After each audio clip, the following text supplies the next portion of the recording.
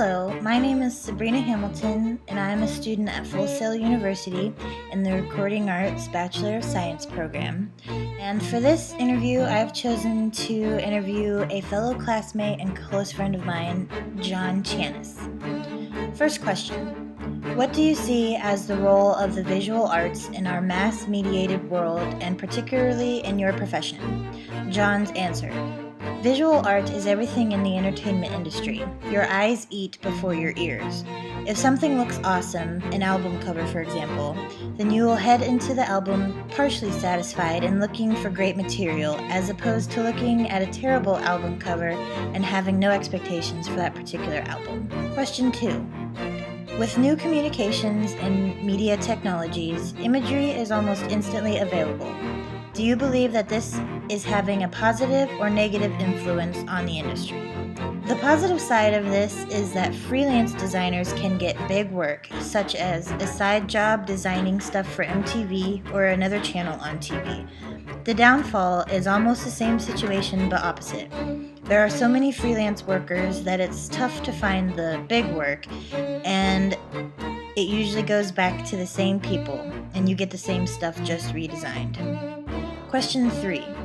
What popular images do you see that are frequently rechanneled throughout the entertainment industry? John's answer. Some of the most apparent images circulate through this industry are movie posters and album artwork. With movie posters, you have a lot that just feature one guy with his back turned and looking into his world.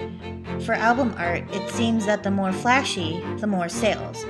I won't say that record labels are trying to target one individual demographic, but I won't say that they aren't either. It's all about sales and who buys the movies or albums. Next question. Are there particular images that this industry has popularized and or created? John's answer. Hip-hop in general has popularized the whole money, girls, cars theme. Everywhere you look, either a rap album or music video, you see tons of those three examples, and the truth is, they probably don't have any of that. They were likely signed into terrible contracts and received nothing, but we're talking about the facade, and people like what's on the outside. Next question. Who is one of your favorite visual artists, and what is your favorite style of visual art? John says, one of my new favorite artists is a female illustrator, Claudia Drossert. Her works have a very interesting look to them. They seem like very lonely pieces of work, and I really dig it. A piece of hers called Where is a great example. A little kid on a boardwalk almost seems lost in the world, trying to find his or her way in life, and it's a very humbling piece. And final question.